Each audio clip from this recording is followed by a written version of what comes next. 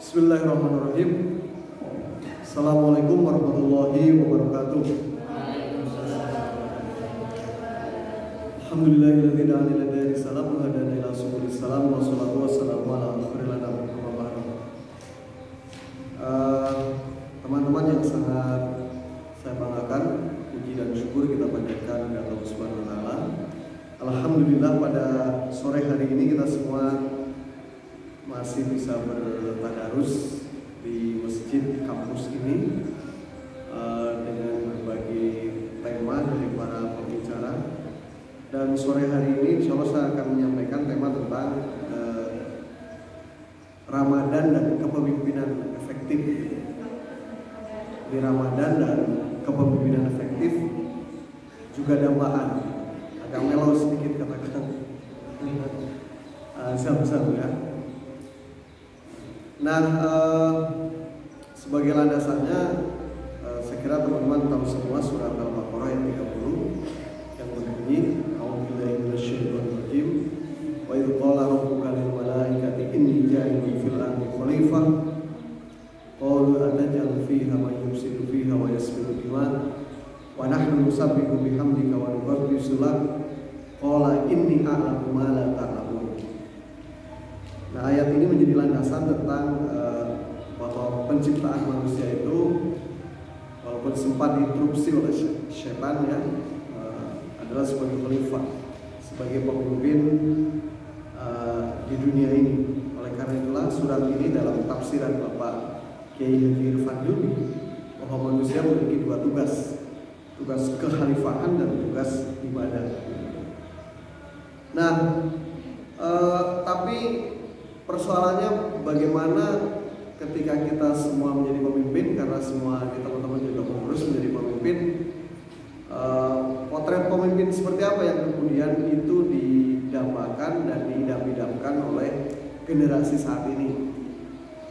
Nah, ada bukan riset, survei ya, oleh majalah Forbes pada tahun 2019 yang menunjukkan bahwa para generasi muda atau milenial Amerika Serikat itu sangat menyukai Elon Musk.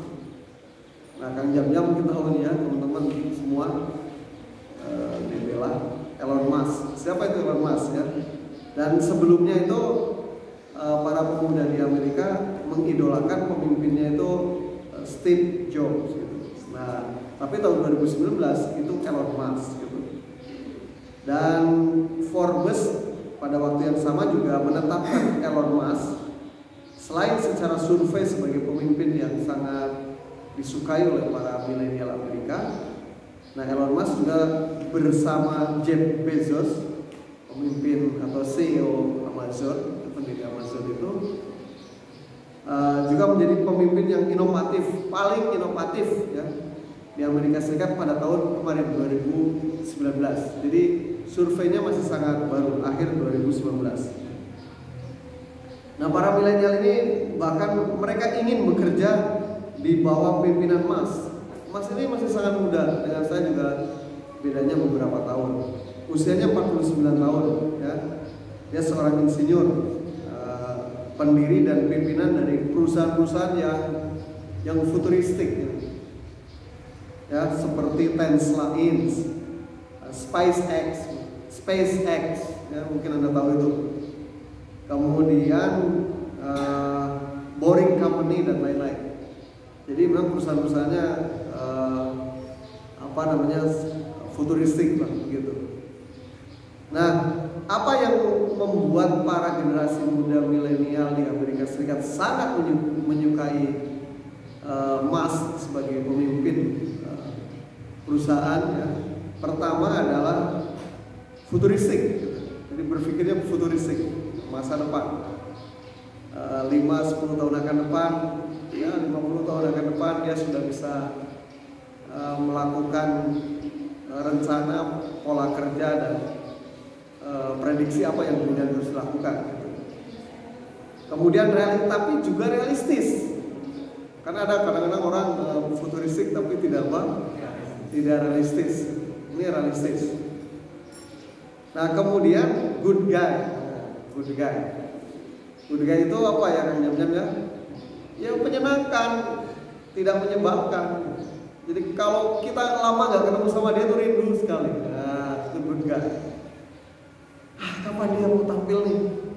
Kapan melihat senyum dia? Kapan melihat ekspresi dia? Nah, gitu ya. Pokoknya ingin ketemu. Sangat rindu itu good apa? Good guy. Orangnya memang menyenangkan. Kemudian selalu menjaga hubungan dengan penggemarnya melalui media sosial. Walaupun triliuner, sangat sibuk, tetapi hubungan dengan untuk penggemarnya itu dijaga. Saya juga senang ya kalau ada saya misalkan penggemar di Twitter itu dengan Donald Trump. Jadi kalau ada tanggapan dari Donald Trump senang sekali. Atau Prabowo itu ya, Twitter saya tuh Jokowi, semua saja tokoh-tokoh besar saya follow. Nah itu senang kalau ada tanggapan. Elon Musk ini menjaga itu gitu ya, sesibuk apapun. Kemudian punya rencana jelas untuk mengirim milenial, para pemuda milenial itu ke bulan. Jadi dia punya rencana itu. Nah, memang teman-teman, nah itu hal-hal yang membuat Elon Musk itu orang yang sangat dirindukan oleh para pemuda milenial, gitu ya. Nah, memang sifat-sifat manajerial yang paling memotivasi bagi para milenial itu apa?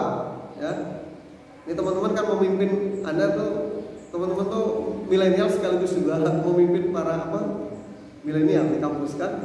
Nah, apa yang membuat mereka senang dipimpinnya itu? Seperti apa pola-polanya? Itu pertama adalah lead by example, yaitu memimpin sekaligus memberi contoh. Gitu. Jadi kalau Anda nyuruh berjamaah, memang kita harus paling duluan berjamaah, gitu. Ya, kalau kita nyuruh bebersih, ya, untuk kebersihan ya kita kasih contoh, gitu, nyapu.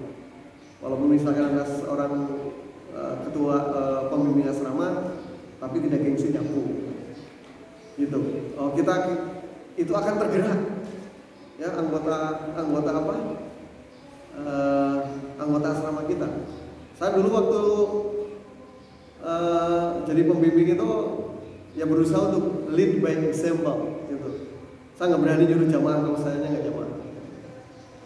Ya, saya termasuk pembimbing yang tidak pernah juga menghukum. Makanya saya pernah dipecat jadi pembimbing gara-gara nggak pernah menghukum, nggak ada setoran, nggak ada laporan. Pernah itu dulu saya dipecat jadi pembimbing, ya. Karena pola pembimbing saya beda, gitu. Jadi saya nggak pernah menghukum. Jadi ya, tapi lead by example. Kita kasih contoh, ke masjid kasih contoh, rajin mengaji kita kasih contoh, gitu. Ya. Kemudian kerja keras kita juga kasih contoh bahwa walaupun pembimbing tetap menunjukkan kita belajar terus, membaca dan seterusnya. Jadi justru itu yang menyenangkan, dan dengan pola seperti itu teman-teman milenial, anak-anak itu lebih termotivasi, gitu. Dan riset-riset terkini Kang Zab ya dalam bukunya Robin Injaz itu Organizational Behavior, ternyata memimpin dengan cara yang smooth, lead by example itu yang akan berhasil daripada kita nyuruh, ngancam, apalagi ya yang pokoknya nilai-nilai otoriter ada di dalamnya, itu tidak akan berhasil. Riset-riset menunjukkan itu kepemimpinan yang akan gagal. Nah, oleh karena itu harus hati-hati gitu teman-teman ya, kita semua. Jadi lead by example. Kemudian yang kedua, milenial tahu kita itu pekerja keras, gitu. Pekerja keras, bukan pemalas. Ya supaya milenial tahu dan orang tahu bahwa kita bekerja keras, kita menunjukkan kinerja yang baik, karya, dan lain-lain, gitu. Seperti Kang Zam nih ya, walaupun sibuk bikin video juga, videonya cantik lah ya, tidak seperti video saya kalau punya asal rekam dan kirim, gitu. Pekerja keras, gitu. Kemudian sekaligus ramah. ramah. Oh, ramah dalam berbagai riset kepemimpinan juga termasuk setelah profesionalitas itu keramahan. Seorang pemimpin yang akan berhasil. Jadi Pak Kiai Haji Irfan Hilmi itu sampai sekarang terkenang sekali senyumnya ya, gitu. Jadi sekarang juga terbayang oleh saya sedang tersenyum gitu, ramah.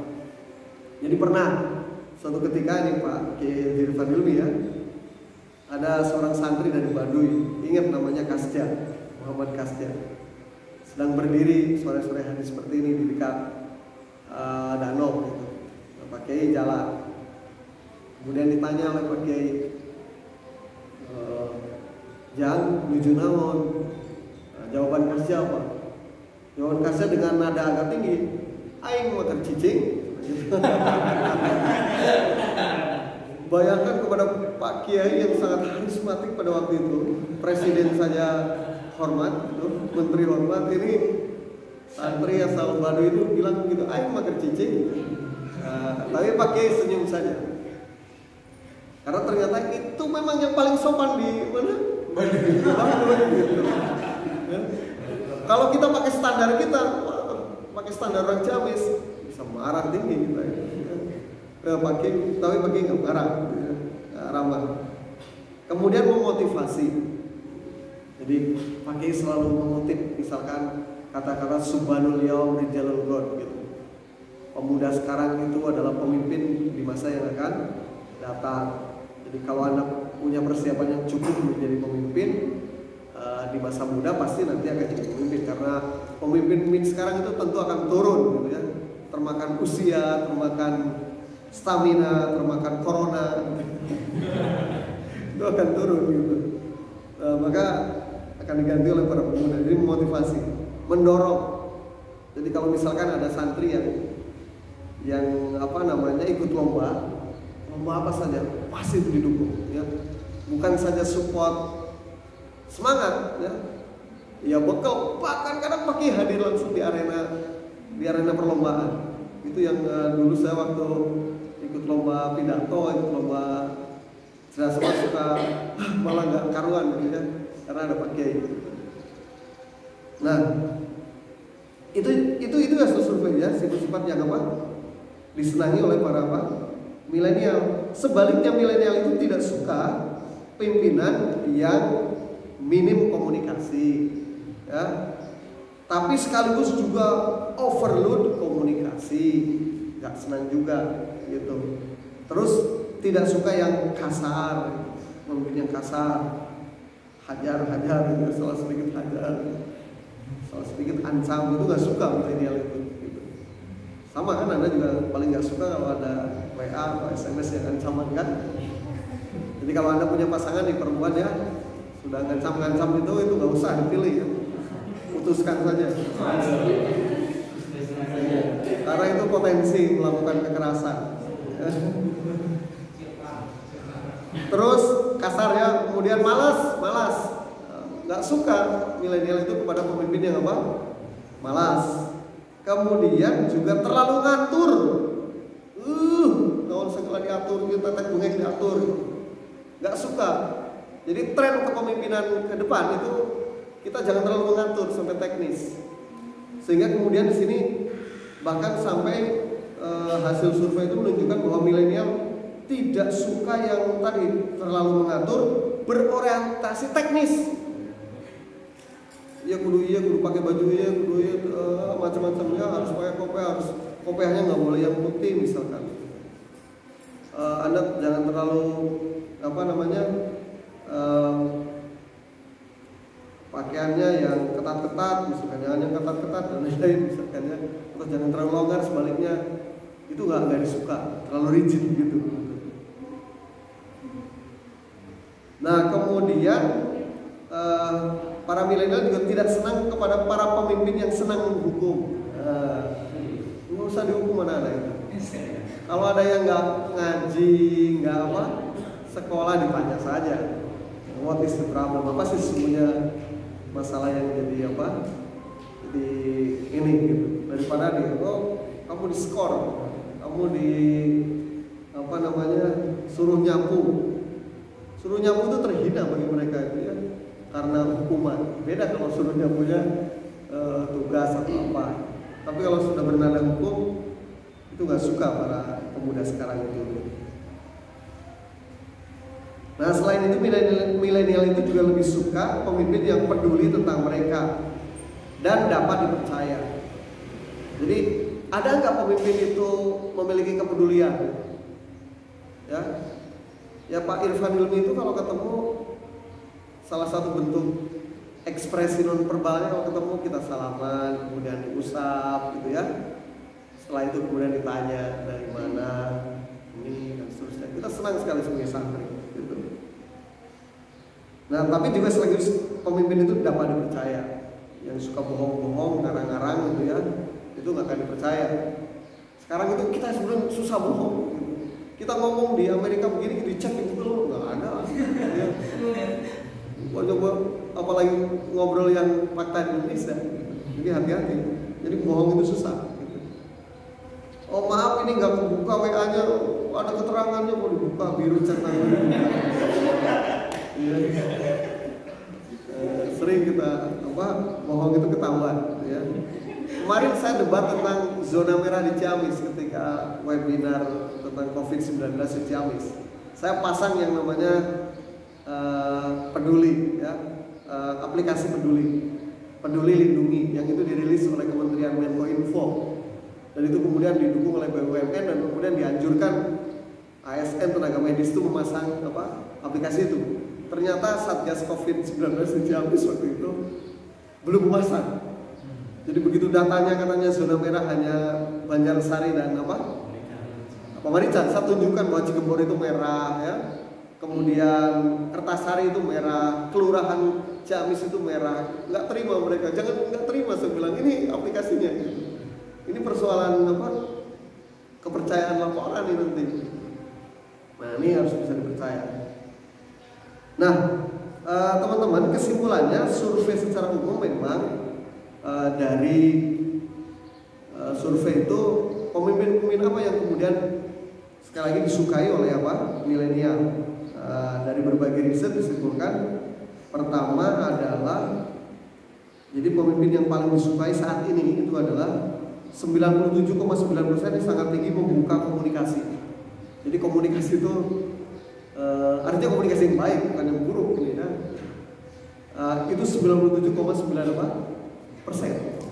Jadi riset dari dulu sampai kini ini termasuk yang stabil bahwa komunikasi itu faktor yang menentukan keefektifan dan kesuksesan pemimpin. Dan bahkan di era sekarang sampai 97,9%.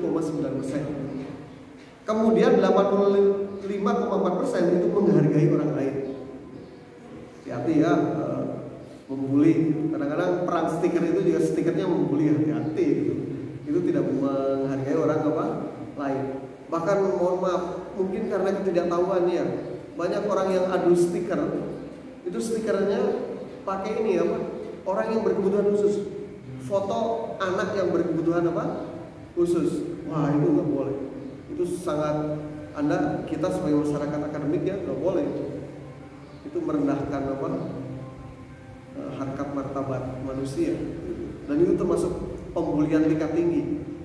Itu. Ya kalau mau perang stiker ya yang lucu-lucu, tapi ingat tidak ada unsur itu tadi merendahkan orang lain.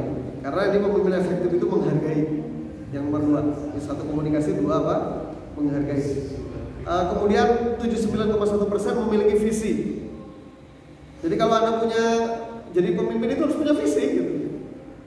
Saya dulu sering jadi seksi konsumsi ya. Visi saya ya nggak ada yang kelaparan, semua harus kenyang. Gitu. Itu visi saya ketika jadi seksi konsumsi. Kalau jadi pemimpin sebuah kepanitiaan ya berarti kegiatannya harus sukses visinya ya gitu. Jadi betul-betul teman-teman punya visi, jangan kepemimpinan itu hanya posisi saja gitu. Tapi miskin visi bagaimana mengembangkan organisasi yang Anda pimpin gitu.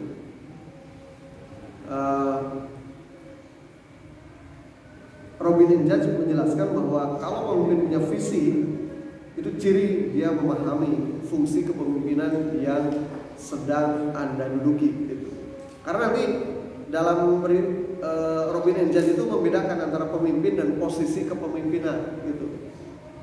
Kalau pemimpin itu ya selain tadi punya visi ya itu, kemudian nanti yang namanya ide, ucapan, perilaku Anda itu menjadi teladan bagi teman-teman di sekelilingnya.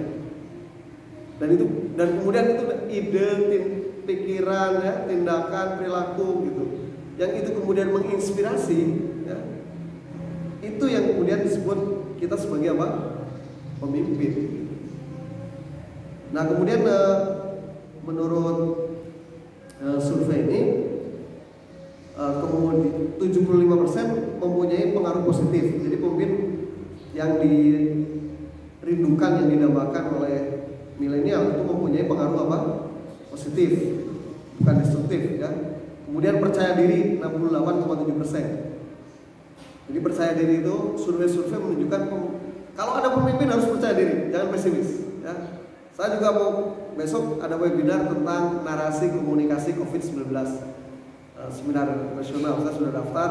Saya mau kritik itu juru bicara COVID-19. Ada semacam pesimisme. Berkali-kali dia mengatakan kita sudah tidak tahu siapa yang terinfeksi dan terinfeksi, siapa yang sehat dan siapa yang tidak sehat. Itu tidak boleh. Sekarang masyarakat butuh optimisme tentang COVID-19. Kalau gitu kan kata istilah Kang Jam-Jam tuh ambiar gitu informasinya, jadi nggak jelas gitu, buyar. Jadi percaya diri gitu ya. Kemudian ada integritas 64,5%, dan terakhir menghargai kerja tim.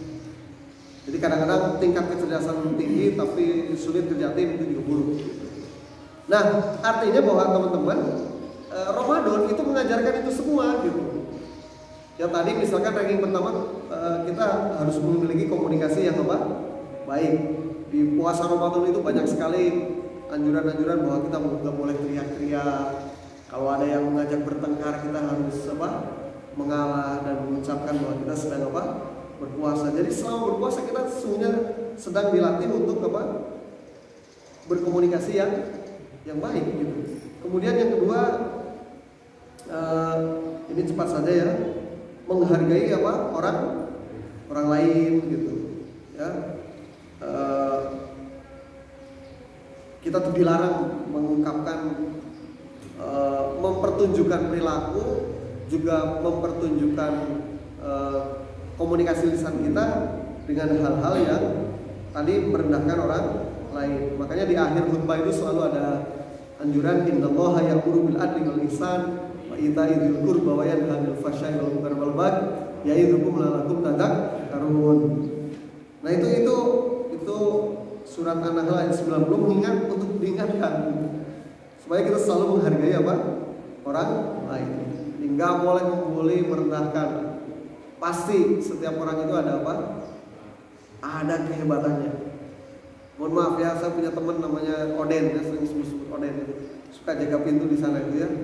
Oh itu, Anda kalau ingin informasi apa di Dewasari atau Cidewa tanya Oden ya. Siapa yang meninggal, siapa yang sakit, siapa yang mau nikah ya. Siapa yang jomblo, saya bertanya lupa gitu.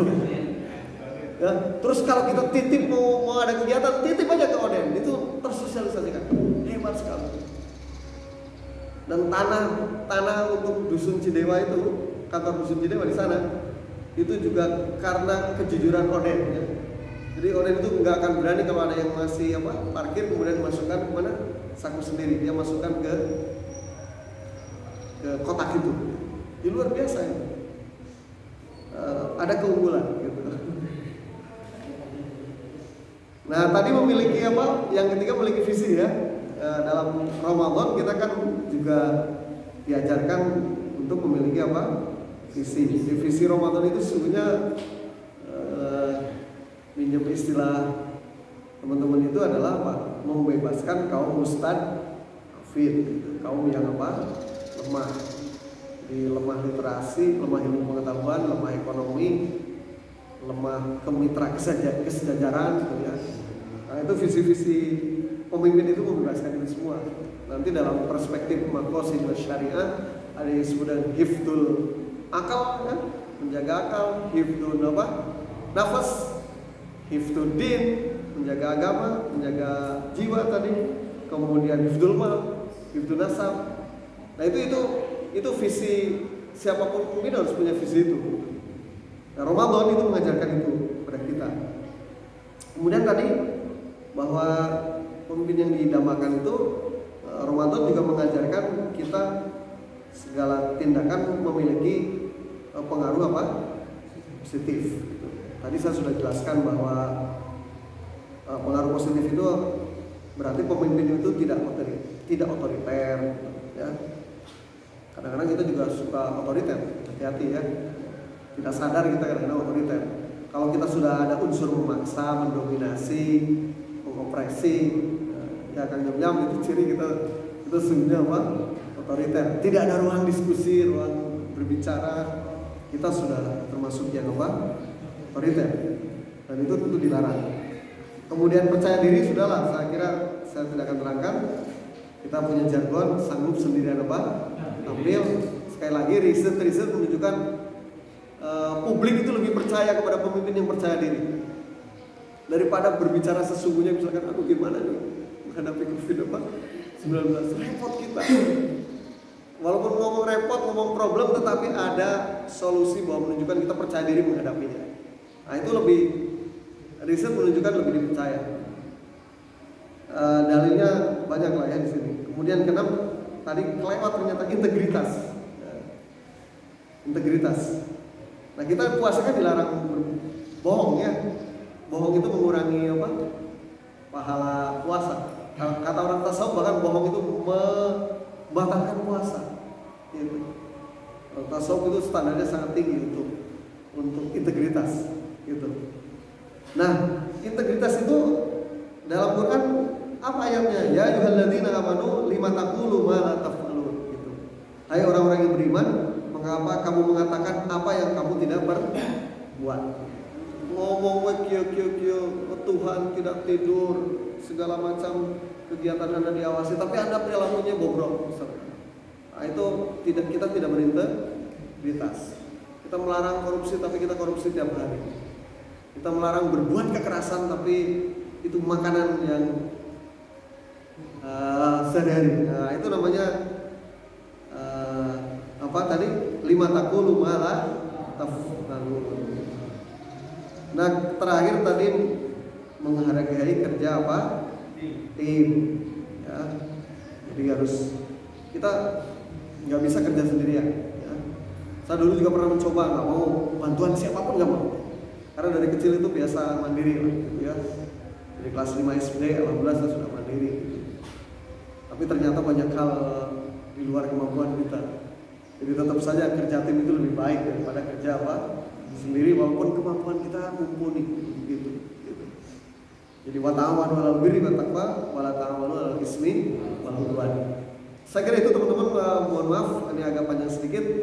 Intinya bahwa Ramadan itu mestinya menjawab kita semua bisa mendidik diri untuk menjawab ya kebutuhan sebagai pemimpin yang dirindukan oleh publik saat ini. Mudah-mudahan kita semua bisa melakukan itu semua dengan Ramadan ini. Assalamualaikum warahmatullahi wabarakatuh.